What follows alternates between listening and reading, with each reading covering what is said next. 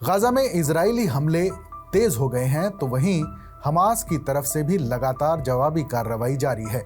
इसी बीच हमास ने इजरायली सैनिकों को ललकारते हुए एक इजरायली बंधक का वीडियो जारी किया है। शनिवार 4 जनवरी को हमास के आर्म्ड विंग अल कस्साम ब्रिगेड्स ने 3 मिनट 30 सेकंड का वीडियो जारी किया है, जिसमें अक्टूबर 2023 के हमले में गाजा में बंदी बनाई गई इजरायली सैनिक लिरी अलबैग को दिखाया गया है। वीडियो में 19 साल की लिरी अलबैग हिब्रू भाषा में इजरायली सरकार से अपनी रिहाई की अपील कर रही हैं। हालांकि इस वीडियो की आधिकारिक पुष्टि अभी तक नहीं हो सकी है। हाल ही में इजराइल और हमास के बीच संघर्ष विराम और बंधकों की रिहाई को लेकर कतर में एक बार फिर से अप्रत्यक्ष बातचीत शुरू हुई है और इसी बीच गजा में फिलिस्तीनी गुट हमास ने इजरायली बंधक लिरी अलबैग का वीडियो जारी किया है, जिसमें लिरी समझौते तक पहुंचने के लिए इजरायली सरकार से गुहार लगा रही है। हमास ने अक्टूबर 2023 के हमले में 19 साल की लिरी अलबैग को उनके 6 साथियों के साथ गजा की सीमा के पास नाहाल ओज आर्मी बेस से पकड़कर बंदी बना लिया था, जिनमें से 5 महिला सैनिक अब भी हमास की बंधक हैं। संघर्ष विराम को लेकर बातचीत शुरू होने का ऐलान भी ऐसे वक्त पर किया गया है जब इजराइल ने गजा पट्टी पर हमले बढ़ा दिए हैं।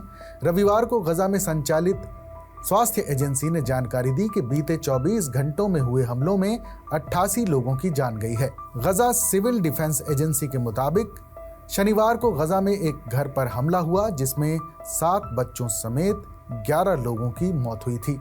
इस जगह से मिली तस्वीरों में देखा गया कि लोग मलबे में जिंदा बचे लोगों की और अपनों के शवों की तलाश कर रहे हैं। इस इलाके में रहने वाले अहमद मूसा ने समाचार एजेंसी एएफपी को बताया कि एक बड़े धमाके की वजह से हमारी नींद खुली, हमारे आसपास सब कुछ हिल रहा था। यहाँ महिलाएं और बच्चे रहते थे। यहाँ कोई ऐसा नहीं था जिसकी उन्हें तलाश थी या जो किसी तरह का जोखिम बन सकता था। इस पर इजरायली सेना ने कहा है कि उसने बीते 2 दिनों में गजा पट्टी पर 100 से ज्यादा आतंकी ठिकानों पर हमला किया है और हमास के दर्जनों आतंकियों को खत्म कर दिया है। लिरी अलबैग के वीडियो की बात करें तो ये वीडियो उनके माता पिता ने भी देखा है।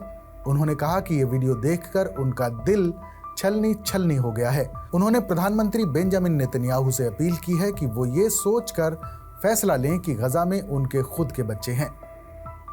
इजराइल में बंधक परिवारों का प्रतिनिधित्व करने वाले बंधकों और लापता परिवारों के फोरम ने कहा है कि लिरी के जिंदा होने का ये वीडियो सभी बंधकों को घर वापस लाने की तत्परता का कठोर और निर्विवाद सबूत है।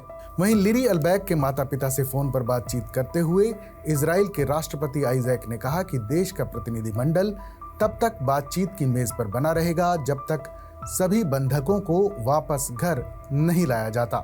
इजरायली अधिकारी इससे पहले कहते रहे हैं कि इस तरह के वीडियो जारी करके हमास एक तरह का मनोवैज्ञानिक युद्ध छेड़ रहा है।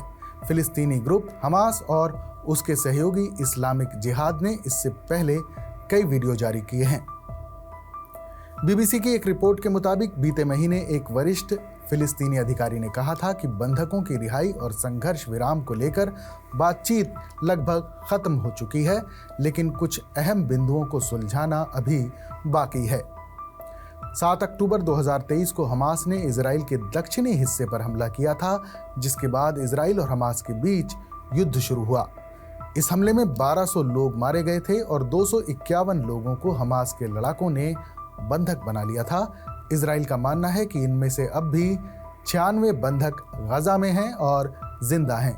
इसके बाद इजराइल ने हमास के खिलाफ अभियान छेड़ दिया और गजा पर जमीनी और हवाई हमले किए। गजा की स्वास्थ्य एजेंसी के मुताबिक इन हमलों में अब तक 45,800 से ज्यादा लोगों की मौत हुई है और लाखों लोग घायल हुए हैं। शनिवार को गजा में काम कर रही स्वास्थ्य एजेंसी ने कहा कि उत्तरी गजा में सभी 3 सरकारी अस्पतालों ने काम करना पूरी तरह से बंद कर दिया है और इजरायली सेना ने उन्हें नष्ट कर दिया है। उधर संयुक्त राष्ट्र अमेरिका, कतर और मिस्र के मध्यस्थ 1 साल से ज्यादा वक्त से जारी इस जंग को खत्म करने की कोशिश में जुटे हुए हैं, लेकिन अभी तक सीज फायर पर कोई सकारात्मक फैसला नहीं हो पाया है। वहीं इजरायली पीएम बेंजामिन नेतन्याहू पर बंधकों की रिहाई में देरी करने को लेकर आलोचकों के हमले भी जारी हैं।